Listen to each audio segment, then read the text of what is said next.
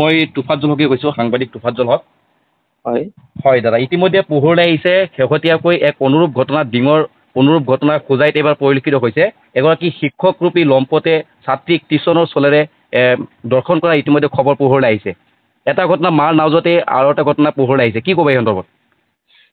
ইতিমধ্যে মোৰ এটা লাইভ আৰু নিউজতো ওলাইছেই, দেখাই পাইছে চাগে। মই এটা কথা সেইকাৰণে কৈছোঁ যে বৰ্তমান যে ধৰ্ষণৰ বিৰুদ্ধে মানে অসম আৰক্ষী অধিক কঠোৰ হোৱাৰ প্ৰয়োজন আছে। হয়, কাৰণ আজি এইটোলৈ 24টা হ'ব। মুখ্যমন্ত্ৰী ডাঙৰীয়া আজিয়ে কৈছে যে লোকসভাৰ পিছত যোৱাকালিলৈকে 23টা ধৰ্ষণ কাণ্ড সংঘটিত হৈছে অসমত। হয় নিশ্চয়, হয়। আজিলৈ 24টা। হয়, গতিকে আপুনি ভাবক, যোৱাকালি তেনেকুৱা এটা ঘটনা হোৱাৰ পিছত আজি গোটেই অসমত এটা তোলপাৰ চলি থকা সময়ত আজি যে ধৰ্ষণ কৰিছে, কিয় কৰিব পাৰিলে? ইমান সাহস ক'ত পালে ধৰ্ষণকাৰীয়ে? আজি যোৱাকালি হৈছে টিউচনৰ পৰা ঘৰত যাওঁতে বাটত এটা হ'ল ইনচিডেণ্ট। আজি টিউচন মাষ্টাৰৰ লগত হ'ল, বিশ্বজিৎ দাস কিবা নাম আছিল মানুহজনৰ চাগে, বিশ্বজিৎ দাস। গতিকে এই যে আজি চাওক, টিউচনত পঠাব ছোৱালী, তাতো আপোনাৰ সুৰক্ষিত নহয়। টিউচন কৰি আহোঁতে ৰাস্তাত আহিবতো সুৰক্ষিত নহয়। গতিকে ধৰ্ষণৰ বিৰুদ্ধে আমি ইতিহাস অসম ৰাজ্যিক সমিতিৰ পৰা আজি অসম চৰকাৰক মানে অনুৰোধ জনাব বিচাৰিছোঁ, দাবী জনাব বিচাৰিছোঁ যে ধৰ্ষণৰ বিৰুদ্ধে কঠোৰৰ পৰা কঠোৰতম মানে আইনৰ প্ৰয়োজন আছে। আৰু আমি অসম আৰক্ষী আৰু অধিক কঠোৰ হোৱাৰ প্ৰয়োজন আছে। আমি যোৱাকালি কেছটো আমি দেখা পাইছোঁ যথেষ্ট তৎপৰ। মাননীয় মুখ্যমন্ত্ৰী ডাঙৰীয়া আজি DGP ডাঙৰীয়াও দিনত গৈছিল। গতিকে যথেষ্ট তৎপৰ, তাৰ নগৰ SP জনো ভাল। গতিকে এই যে আমি মানে তৎপৰতা যিটো আমাৰ, এইখিনি যাতে এই দুই এটা আসামিক ধৰা হয়, পিছত এইটো ফৰৱাৰ্ড কৰা হয়, পিছৰখিনি লাহে লাহে এই যে এটা প্ৰৱণতা এটা আছে। কাৰণ আজি যদি চাই আপুনি BNS যিটো ভাৰতীয় ন্যায় সংহিতা, সেইটো মতে আপুনি ধৰ্ষিতা মহিলা ভিক্টিমজনীয়ে 3জন সাক্ষী দিব লাগিব। কোনে দেখা পাইছে, অমুক তুমুক, এই যে কথাবিলাক।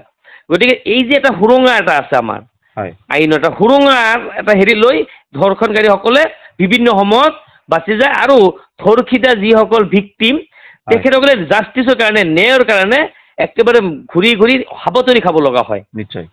গতিকে আমি এটা কথা দাবী উত্থাপন কৰিব বিচাৰিছোঁ আপোনাৰ নিউজৰ জৰিয়তে অসমৰ মাননীয় মুখ্যমন্ত্ৰী ডাঙৰীয়াক, যে আৰু অসমৰ GP সিং ডাঙৰীয়াক, যে GP সিং ডাঙৰীয়া আৰু অসমৰ মুখ্যমন্ত্ৰী ডাঙৰীয়াই ধৰ্ষণৰ ক্ষেত্ৰত কঠোৰৰ পৰা কঠোৰতম শাস্তি বিহাৰ এটা হেৰি কৰিব, মানে প্ৰভিজন এটা বনাব লাগে।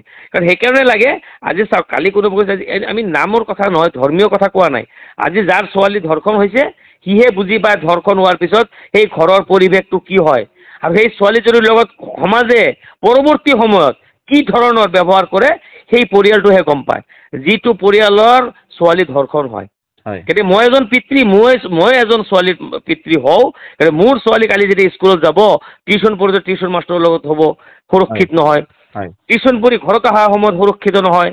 গতিকে এই কথাটো আজি সেইকাৰণে কৈছোঁ যে আমি ইয়াৰ আগতো কৈছোঁ, নিউজতো কৈছোঁ, যে ৰাজহুৱা স্থানত এই যে ধৰ্ষণকাৰীৰ বিৰুদ্ধে ৰাজহুৱা স্থানত এটা কঠোৰ মানে শাস্তি বিহাৰ ব্যৱস্থা গ্ৰহণ কৰিব লাগে। ইতিমধ্যে ডাঙৰীয়া আপোনাক এটা প্ৰশ্ন কৰিছোঁ। বৰ্তমান দেখা গৈছে অসমখন পূৰ্বৰ তুলনাত বহু পৰিমাণে কিন্তু শিক্ষাৰ ক্ষেত্ৰত আগুৱাই গৈছে। এনেকুৱা কি বস্তুৰ অভাৱ আছে, সেই বস্তুটো চাইণ্টিফিক হিচাপে কিহৰ অভাৱ আছে, সেইটো অভাৱৰ কাৰণে আজি এনেকুৱা ধৰণৰ জঘন্য ঘটনা সংঘটিত হৈ আছে? আপোনাৰ ধাৰণাত কি কয়?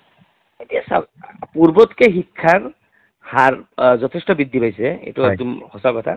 আৰু চাওক, আজি অলপ আগতে ঘটনাটো, এজন শিক্ষক কিন্তু গুণীজ্ঞানী এজন শিক্ষকে এনেকুৱা কাণ্ডত জড়িত হৈছে, কিমান এটা জঘন্য কাণ্ড সংঘটিত কৰিছে। ইয়াৰ আগতো হৈছে বহুত, মানে আপোনাৰ মেথছৰ টিচাৰ অমুক তমুক কেইবাটাও তেনেকুৱা ওলাইছে।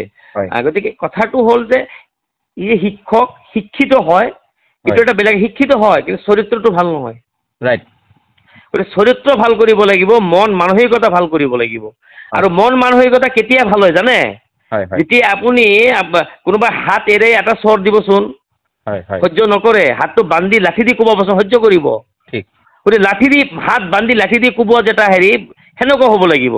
আজি যেতিয়া ৰাজহুৱা স্থানত কোনোবা ধৰ্ষণকাৰীৰ বিৰুদ্ধে ৰাজহুৱা স্থানত কঠোৰ শাস্তি বিহা হ'ব, সেইটো চাই এটা উদাহৰণ হ'ব যে নহয় কোনোবাই ধৰ্ষণৰ কথা ভাবিলে হয় যে ধৰ্ষণ কৰাৰ পিছত হয় কি পৰিণাম ভোগ কৰিব লাগে ৰাজহুৱা স্থানত এই কথাটো যাতে গম পায় হয় গতিকে আমাৰ কঠোৰ ব্যৱস্থাৰ প্ৰয়োজন আছে হয় নুৰ ইছলাম ডাঙৰীয়া এতিয়া আপুনি মূল্যৱান সময় দিয়াৰ বাবে ধন্যবাদ জনাইছোঁ আৰু আপোনাৰ মূল্যৱান প্ৰতিক্ৰিয়া ব্যক্ত কৰাৰ কাৰণে ধন্যবাদ জনাইছোঁ